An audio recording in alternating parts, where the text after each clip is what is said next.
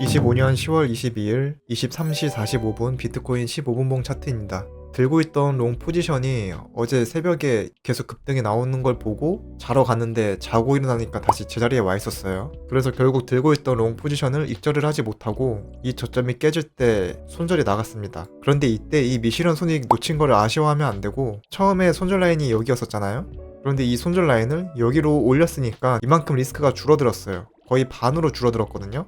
그래서 원래 이만큼 잃을 거를 이만큼만 잃었다, 반밖에 안 잃었다, 이런 긍정적인 생각을 가져야 됩니다. 앞으로 매매하면서 이런 일들을 많이 겪을 거예요. 이거에 단련이 돼야 됩니다. 그리고 어제랑 오늘 매매가 아주 좋은 교육 자료가 됐어요. 어제는 미실현 손이 다 토해내고 손절 따이고, 오늘은 또 여기서 연속 손절이 나갔죠.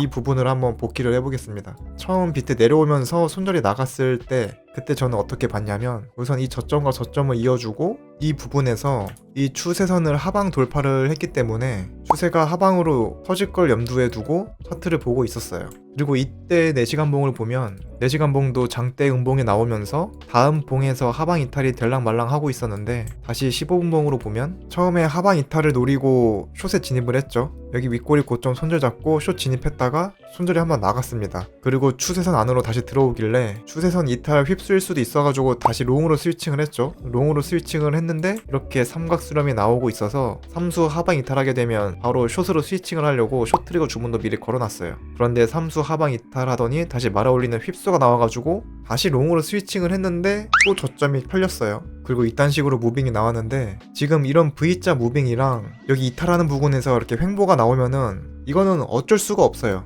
매매를 하면서 이런 V자 무빙이 나오면은 뭐 이 꼭지점을 어떻게 예측할 거야. 이거를 그냥 털릴 수밖에 없어요. 상식적으로 이렇게 급등이 나왔으면은 횡보를 하든가 아니면 다시 추세 타고 올라가든가 이럴 확률이 더 높지, 갑자기 올라갔다가 갑자기 내리꺾는 무빙은 그렇게 잘 안 나옵니다. 그래서 이렇게 낮은 확률로 나오는 경우를 대비해서 이걸 노리고 매매를 할 필요는 없어요. 그냥 V자 무빙이 나오면 털린다, 털리면 됩니다. 손절하면 되는 거고. 근데 여기가 중요한 부분이었어요. 이 부분이 추세선을 이제 이탈을 하고 다시 하방으로 추세가 터지냐, 아니면 다시 휩소가 나와가지고 상방으로 추세가 다시 터지냐, 이 갈림길에서는 방향이 터질 때까지 계속 매매를 해줘야 돼요. 추세가 터지면은 손익비를 길게 먹을 수 있으니까 손절 라인을 최대한 짧게 잡으면서 타점을 봐야죠. 그런데 여기서 얘가 추세가 안 터지고 지나고 보니까 이렇게 횡보를 했던 거죠. 결국에 방향성이 안 나오고 위아래 와리가리 털면서 결국엔 횡보였어요. 이거를 다 지나고 나서야 알 수 있는 거죠.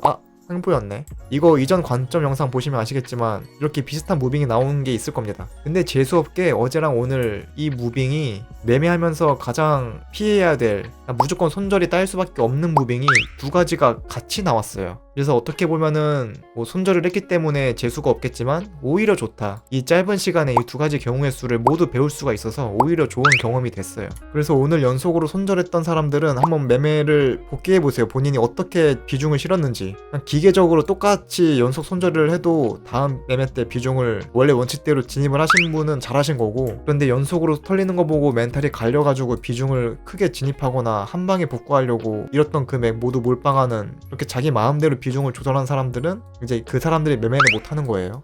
그걸 고쳐야 되는 게 실력입니다. 여기서 연속으로 손절하는 건 당연한 거예요. 그냥 손절했다고 매매를 못하는 건 아니고 손절을 해서 남은 시드를 지켜낼 수 있는 거거든요. 그런데 그 과정에서 비중을 크게 들어가가지고 매동 매매를 하신 분들, 그걸 고쳐야 된다고 제가 1주차 2주차 강의 때 계속 강조를 했던 겁니다. 그게 실력인 거예요. 아무튼 이런 V자 무빙이 나오면은 그냥 어쩔 수가 없어요. 털려야 되고, 마찬가지로 이렇게 추세가 터질 수 있는, 방향성이 나올 수 있는 구간에서는 매매를 계속 해줘야 되는데, 그 구간에서 하필 방향이 안 터지고 계속 위아래 와리가리 틀면은 이것도 틀릴 수밖에 없어요. 그리고 말이 시가 된다고 어제 관점 영상 때 말씀드렸던 4시간 봉 삼각수렴으로 나올 것 같아요. 4시간 봉을 봐보면 어제 이렇게 올라가는 거 보고 재수 없으면 다시 꺾이면서 이렇게 삼각수렴 나올 수 있다고 말을 해버렸는데 결국 말한 대로 됐네요. 아쉽게도. 그래서 지금은 이거 삼각수렴이 그려질 때까지 좀 기다렸다가 삼수가 만들어지면은 그때 방향이 터지겠죠. 위든 아래든. 근데 여기서 삼수가 나오면 최대한 숏 관점으로 타점을 볼 생각입니다. 결론은 V자 무빙과 와리가리가 나오면 그냥 털리면 된다. 감사합니다.